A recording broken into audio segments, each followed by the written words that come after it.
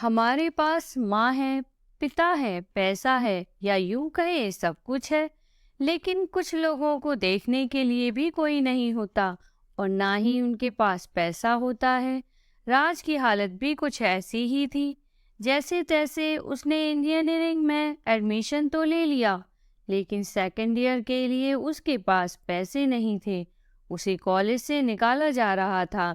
तभी किसी अनजान ने उसकी फीस भर दी और लेटर भी दिया, जिस पर लिखा था कि आप मन लगाकर पढ़ाई करो, अगली फीस भी आपकी जमा कर दी जाएगी। अगर आप अच्छे अंकों से पास हो जाएंगे तो हमें खुशी होगी।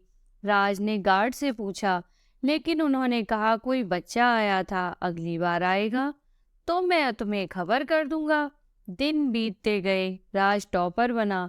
अंतिम साल में वो लड़का राज को मिल गया, लेकिन उसने केवल प्रिया दीदी नाम बताया। राज ने उस लड़के से दोस्ती कर ली तथा वादा लिया जब भी वह उससे मिले मुझे बताए। दिन बीतते गए, राज का कैंपस सिलेक्शन हो गया। उसको एक अच्छी नौकरी मिल गई। लगभग 4 साल बाद राज को उस बच्चे ने कॉल किया और कहा प्रिया दीदी का एक्सीडेंट हो गया है और वो बहुत बीमार हैं। राज सब कामकाज छोड़कर प्रिया से मिलने गया। प्रिया की शादी 1 साल पहले ही हुई थी। सब कुछ ठीक था, लेकिन एक एक्सीडेंट में उसकी दोनों आंखें जख्मी हो गईं। पेट में भी उसके हमेशा दर्द रहता और एक पैर काम नहीं कर रहा था।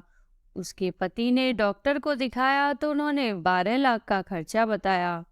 अब पति ने जनरल दवा कराकर मरने के लिए छोड़ दिया था। घर में उसके पति की शादी के चर्चे भी हो रहे थे। प्रिया को मरने के लिए एक खाट दे दी, जिस पर प्रिया पड़ी रहती। प्रिया के घर वालों ने कोशिश की, लेकिन पिता के पास पैसे नहीं थे और शादीशुदा भाई की बीवी ने पैसे देने से मना कर दिया। रात जब घर पहुंचा, उसने प्रिया की हालत देखी तो उसे रोना आ गया। सास बोली, आ जाते हैं फ्री का नाश्ता करने। अरे इतना ही प्यार है तो ले जाओ अपने घर। कल मुही मेरे बेटे को खाने चली थी। वो तो मेरे अच्छे कर्मों का फल है कि मेरा बेटा बच गया, नहीं तो खा जाती। राज ने देखा प्रिया के जख्मी आंखों से आंसू निकल रहे थे। इसे देख राज का दिल रो उठा। राज ने कहा, मैं प्रिया को लेकर जा रहा हूँ। सास बोली, लेकर जाओ पुलिसनी को, दोबारा मत आना यहाँ। ये दवा और ये रिपोर्ट भी ले जाओ। राज प्रिया को लेकर घर से निकल आया। सास बोली, चलो जान छूटी, अब शादी की तैयारियां करो। राज ने प्रिया को हॉस्पिटल में भर्ती कराया। 12 लाख रुपए चाहिए थे और वो भी 2 दिन के अंदर, नहीं तो डॉक्टर। राज ने दोस्तों से उधार लिया। जैसे तैसे उसने 10 लाख जमा किए। 2 लाख अभी भी कम थे। तभी उसे पता चला पास के हॉस्पिटल में एक अमीर घराने के बेटे की किडनी शराब पीने से खराब हो गई थी। राज ने अपनी एक किडनी 2 लाख में बेच दी।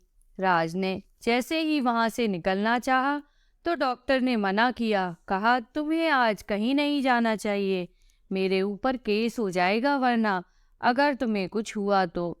राज ने उठते हुए कहा, आज अंतिम दिन है, आज नहीं गया तो किसी को मैं कभी भी नहीं देख पाऊंगा। राज के पास अब पैसे नहीं थे कि वो ऑटो से हॉस्पिटल जा सके। उसने अपना 20,000 का प्यारा मोबाइल 3,000 में बेच दिया।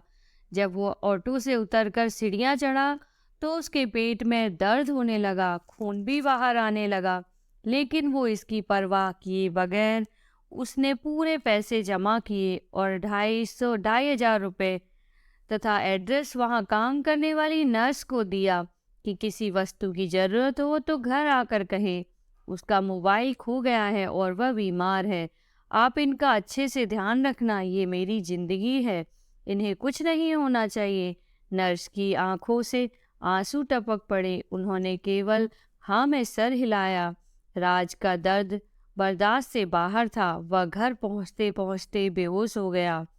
इधर इलाज हुआ। 3 दिन बाद प्रिया देखने लगी। वो राज को देखना चाहती थी तो सच्चाई पता चली और एड्रेस मिल गया। डॉक्टर रोकने लगे, अभी आपको चलना मना है, लेकिन वह राज से मिलने के लिए उसके घर गई। घर में अंधेरा था, कोई कराहते हुए पानी मांग रहा था। राज की दशा देख प्रिया अपना दर्द भूल गई। उसने राज को उठाया और सड़क की तरफ ले गई। अजीब नजारा था, प्रिया के पैरों और पेट से खून निकलना शुरू हो गया था, लेकिन दर्द का कोई शिकन तक ना था। चेहरे पर कुछ ही दूर हो राज की तरफ देखते हुए सड़क की तरफ बढ़ी ही थी कि तभी एक ट्रक ने दोनों को जोर से धक्का मारा। चारों तरफ से भीड़ जुट गई और ड्राइवर फरार हो गया।